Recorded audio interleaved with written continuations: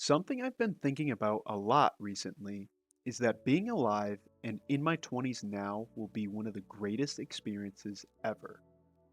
So far, I've been able to watch the meteoric rise of consumer electronics. I've watched AI go from 0 to 100 in less than a decade.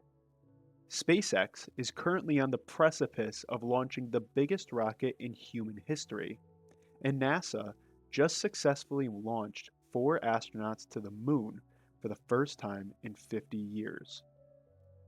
But I know there's a lot of doomers and normies that don't get how big this is.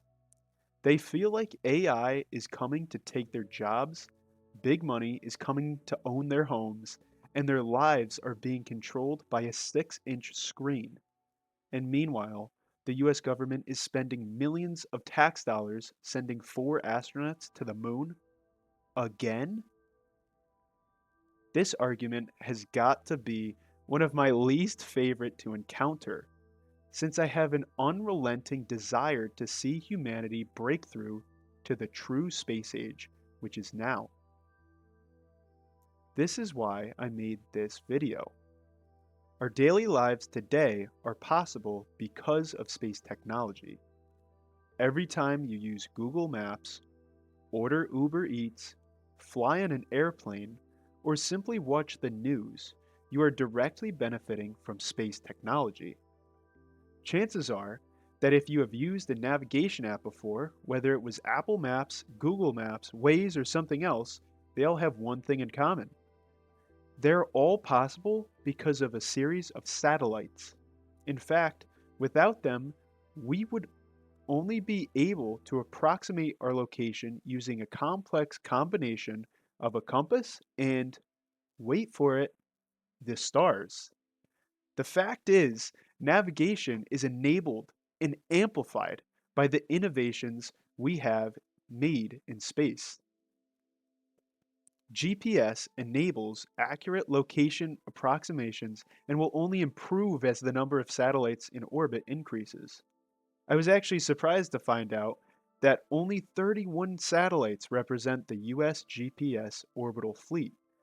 In a device such as your phone, upon receiving a signal from usually about 4 different satellites, will calculate your location. I don't know about you, but I use Apple Maps almost daily when driving, and without it, life would be much more difficult. You know who else uses this technology? Uber Eats, DoorDash, and Amazon. Without GPS, these companies wouldn't have been possible. GPS on its own seems to be an innocuous thing. Perhaps it even seems underwhelming to some, but it affects every facet of our modern lives. More, more advanced forms of travel, like planes and ships, depend on GPS signals for location. Without GPS, these forms of transportation would be significantly harder to operate, more dangerous, and exponentially more expensive.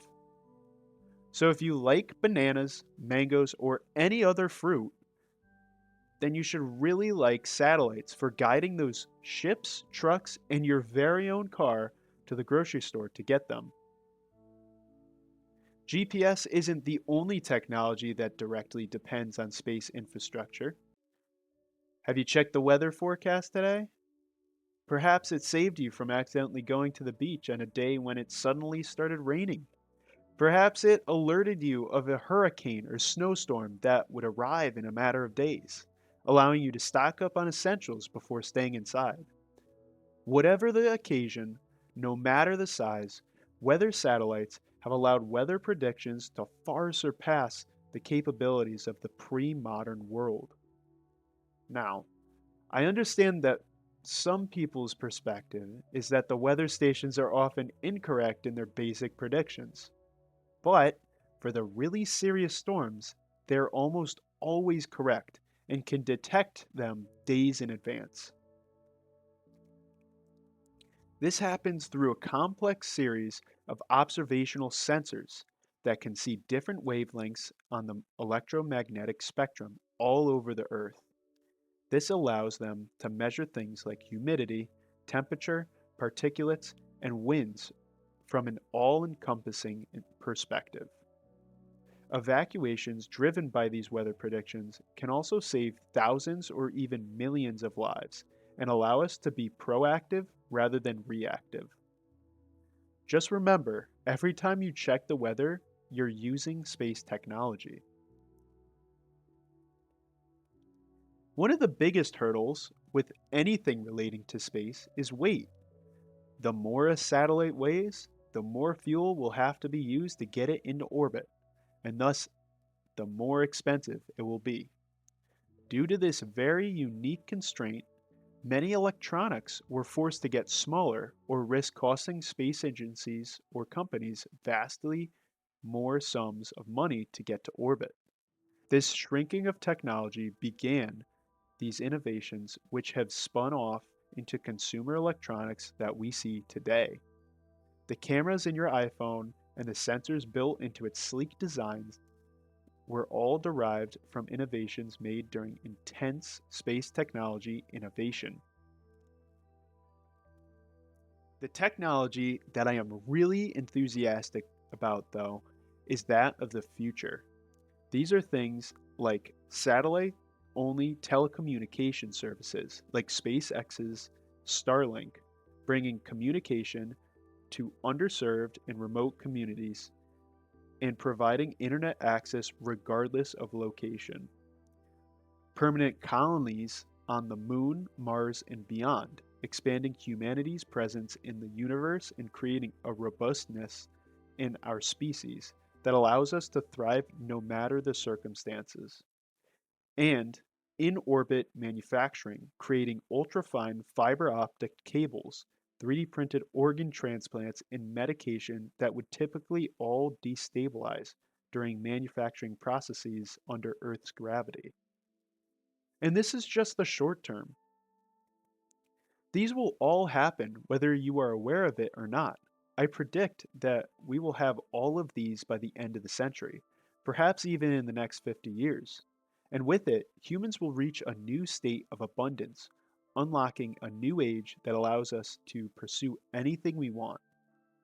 This will be the reality, and many think it just comes from AI. But that is just the beginning. Space is the real inflection point, and without it, all modern and future technological innovation would be impossible. And this is why, when people look at what's happening, particularly with the success of the Artemis 2 mission, and say, but what's the big deal? I thought we already did that. I think to myself, how could you not think that this is a big deal? When NASA went to the moon in the 1960s, they didn't have half the technology we do now. The Apollo program resulted in some of the most prolific research to date, and I believe Artemis will do the same. Combined with the commercial effort that is already working on all those future advances I previously mentioned, we are headed for the next technological wave. Think of how much electricity has become intertwined with our lives. How much has the internet become integral to our existence? And how AI is already miles ahead of its first iterations in the early 2020s. Space will have its own renaissance, and it starts now. Yes, it may not be the first time we've sent humans to the moon, but this time is different. Back then, we went to the moon to prove we could. Now, we are going to prove we can do it better, and the technology that succeeds this movement will bring benefits to all people, just as the Apollo program did for all those years ago. I know this is a little different from my usual content, but this is something I'm very passionate about. I can't stress this enough. We are living in a great time, and the technology today will benefit all humans, but supporting the mission of humanity is what will get us there faster. Thank you so much for watching. I'll see you in the next one.